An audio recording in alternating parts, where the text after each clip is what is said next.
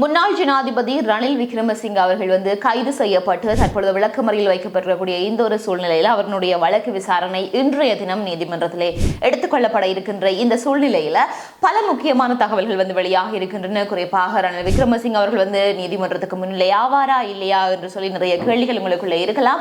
ஆகவே அது தொடர்பாகவுமே தகவல்கள் வெளியாக இருக்கின்றன. அது மட்டுமல்லாமல் இவ்வளவு எண்ணிக்கையான சட்டத்தரணிகள் இன்றைக்கு முன்னிலையாக இருக்கிறார்களா அப்படி என்று சொல்லி நீங்கள் கேட்கக்கூடிய அளவுக்கு பாரிய ஒரு தொகையான சட்டத்தரணிகள் இன்றைய தினம் முன்னிலையாக இருப்பதாகவும் தகவல்கள் சொல்லப்படுகின்றது. அது மட்டுமல்லாமல் பாதுகாப்புமே பாத்தீங்கன்னா பலப்படுத்தப்பட்டிருக்கின்றது பல பகுதிகளில்.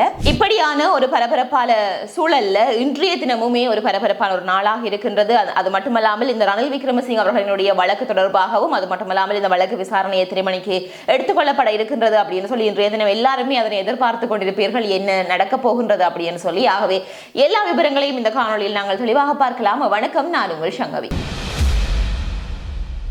வீடியோ பார்த்து கொண்டிருக்கிற நீங்க யாராவது சேனலை சப்ஸ்கிரைப் பண்ணாம பார்த்து கொண்டிருந்தீங்கன்னா சப்ஸ்கிரைப் பண்ணிட்டு பாருங்க. அப்படியே பக்கத்தில் இருக்கிற பெல் பட்டனையும் கிளிக் செய்து வைத்துக் கொள்ளுங்கள். அப்பதான் நான் போடுற வீடியோஸ் எல்லாமே உங்களுக்கு நோட்டிபிகேஷன்ஸா வரும்.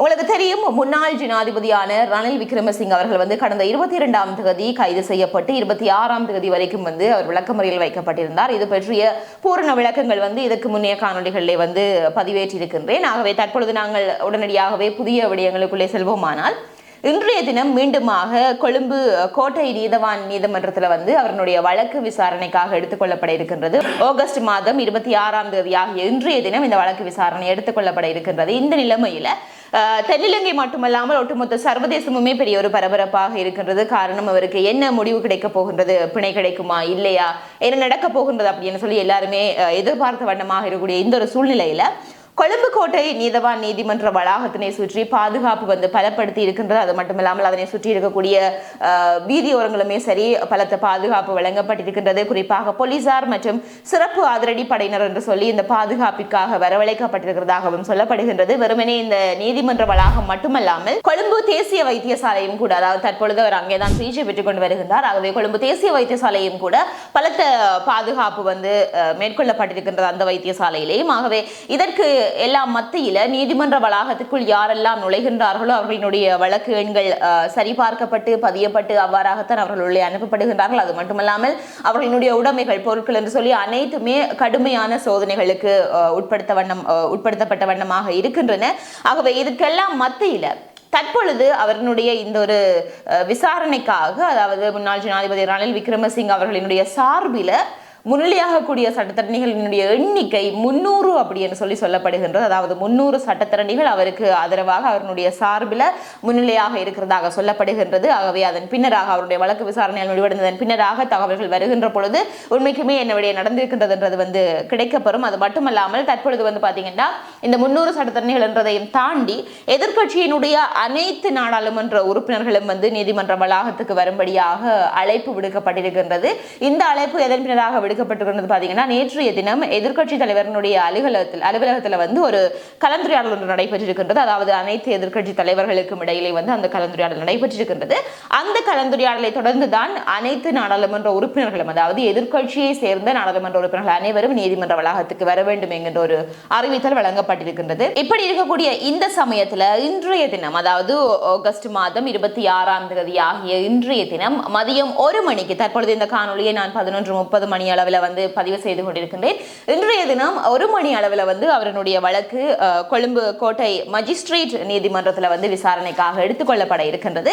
குறிப்பாக இப்பொழுது எல்லாருக்கும் இருக்கக்கூடிய ஒரு பெரிய கேள்வி என்றது, சரி, அவருடைய விசாரணை எடுத்துக்கொள்ளப்பட இருக்கின்றது, அந்த விசாரணைக்கு ரணில் விக்ரமசிங்க அவர்கள் நீதிமன்ற வளாகத்துக்கு வருவாரா இல்லையா, அவர் நிச்சயமாக விசாரணைக்கு அங்கு முன்னிலையாக வேண்டும், ஆனால் அவருடைய இந்த உடல்நிலை காரணமாக அவர் வருவாரா இல்லையா என்கின்ற கேள்விகள் உங்களுக்குள்ள இருக்கலாம். தற்பொழுது பாத்தீங்கன்னா 5 சிறப்பு மருத்துவர்கள் கொண்ட ஒரு குழு ஒன்று அவரினுடைய உடல்நிலையை கண்காணித்துக் கொண்டு வருகிறதாகவும், அவர் நீதிமன்றத்துக்கு வர வேண்டுமா இல்லையா என்கின்ற பரிந்துரைகளை அந்த குழுதான் வழங்கும் என்கின்ற மாதிரியாகவும் சொல்லப்படுகின்றது. அது மட்டுமல்லாமல் ரணில் விக்ரமசிங்க அவர்கள் வந்து இன்றைய தினம் இந்த ஒரு வழக்கு விசாரணைக்கு அவர் முன்னிலையாக முடியாத நிலை ஏற்படலாம் அப்படி என்று சொல்லி கொழும்பு தேசிய வைத்தியசாலையினுடைய பிரதி பணிப்பாளரான ருக்சான் பெலன் அவர்கள் வந்து தெரிவித்திருக்கிறார். ஆகவே ஒருவேளை இவரால் வந்து நிச்சயமாக இன்றைக்கு அங்கே சமூகம் அளிக்க முடியாத சூழ்நிலை ஏற்படும் என்பது வந்து இவருடைய கருத்தாக இருக்கின்றது. அதே சமயம் ரணில் விக்ரமசிங்க அவர்களை பொறுத்த வரைக்கும் இந்த ஒரு வழக்கு விசாரணை என்றது அவருக்கு ஒரு முக்கியமான ஒரு தருணமாக இருக்கின்றது. என்றால் இதுவரைக்குமே இந்த முன்னாள் ஜனாதிபதிகள் என்பவர்கள் வந்து இதுவரைக்கும் கைது செய்யப்பட்டது என்றது கிடையாது.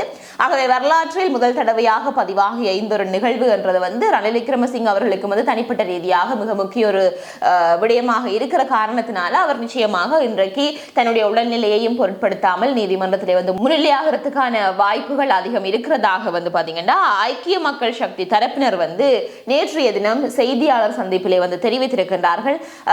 இப்படியான ஒரு தருணத்துல தற்பொழுது ரணில் விக்ரமசிங்க அவர்கள் வந்து அங்கு வருவாரா இல்லையா என்கின்ற கேள்வி சந்தேகங்கள் மக்கள் மத்தியில் இருக்கக்கூடிய இந்த ஒரு சூழ்நிலையிலேயே ஐக்கிய தேசிய கட்சியினர் வந்து பாத்தீங்கன்னா ரணில் விக்ரமசிங்க அவர்களினுடைய விடுதலைக்காகவும் அதே சமயம் அவர்களுடைய உடல் நலத்திற்காகவும் நாடளாவிய ரீதியில அவருக்காக பூஜை செய்யும்படியாக அவர்கள் வந்து கேட்டிருக்கின்றார்கள் பொதுமக்களிடம். அதாவது அனைவருமே பூஜை செய்து அவர்களுடைய நலனுக்காக மன்றாடுங்கள் என்கின்ற மாதிரியாக அவர்கள் கேட்டிருக்கின்றார்கள்.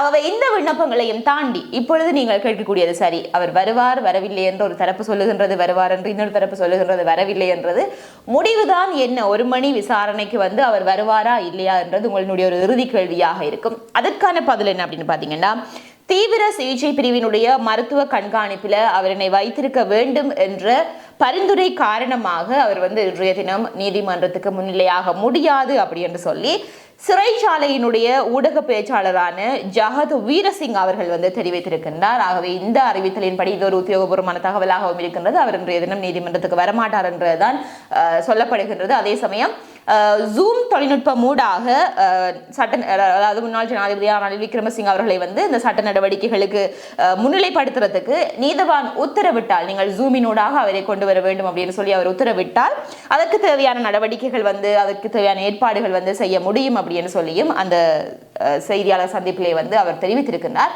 ஆகவே உண்மைக்குமே இன்றைய தினம் 1 மணிக்கு அவர் நேரடியாக வருவாரா அல்லது ஜூம் தொழில்நுட்பம் மூலமாக வருவாரா அப்படின்னு சொல்லி அவருடைய வழக்கு விசாரணைகள் எடுத்துக்கொண்டதன் பின்னராக எங்களுக்கு கிடைக்கப்பெறும். அதே சமயம் எல்லாரிடமுமே பரவலாக பேசப்பட்டு கொண்டிருக்கிறது அவருக்கு இன்னைக்கு பிணை வழங்கப்படுமா இல்லையா என்று சொல்லி. ஒரு தரப்பினர் வந்து அவருடைய உடல்நிலை கருதி அவருக்கு பிணை வழங்கப்படலாம் என்றதை வந்து சொல்லிக் கொண்டிருக்கிறார்கள். அதே சமயம் இன்னொரு தரப்பினர் வந்து இல்லை, அவர் மீது சுமத்தப்பட்டிருக்கக்கூடிய குற்றச்சாட்டு என்றது வந்து பாரியளவான குற்றச்சாட்டு, ஆகவே அதுக்கு அவருக்கு பிணை வழங்கக்கூடாது என்றதை வந்து இன்னொரு தரப்புமே சொல்லிக் கொண்டிருக்கிறது. ஆகவே உங்களிடம் நான் கேட்கக்கூடிய கேள்வி, இன்றைய தினம் அவருக்கு பிணை வழங்கப்படுமா இல்லையா என்றதை நீங்கள் தெரிவித்துக் கொள்ளுங்கள். அதே சமயம் பலர் வந்து அவருக்கு இது நிரூபிக்கப்பட்டால் இந்த தண்டனை வழங்கப்படும், இதுதான் அவருக்கான தண்டனை அப்படி என்று சொல்லிக் கொண்டிருக்கிறார்கள். ஆனாலுமே அதனை வந்து நாங்கள் உறுதியாக உண்மைக்குமே நீதிமன்ற நடவடிக்கைகளை என்பதை வந்து நாங்கள் விமர்சிக்கவும் முடியாது. அது தீர்ப்பு என்ன தீர்ப்பு வழங்கினாலும் அவற்றை வந்து விமர்சிக்க முடியாது. இதுதான் தீர்ப்பு, ஏன் இதனை கொடுக்கவில்லை என்பதை நாங்கள் கேள்வி கேட்கவும் முடியாது. ஆகவே பொறுத்திருந்து பார்க்கலாம். இன்றைய தினம் 1 மணிக்கு எடுத்துக்கொள்ளப்பட இருக்கக்கூடிய விசாரணையின் பின்னராக என்ன முடிவுகள் வெளியாக இருக்கின்றது, பிணை வழங்கப்பட்டிருக்கிறதா இல்லையா என்பது நிச்சயமாக உங்களுக்கு உடனுக்குடன் நான்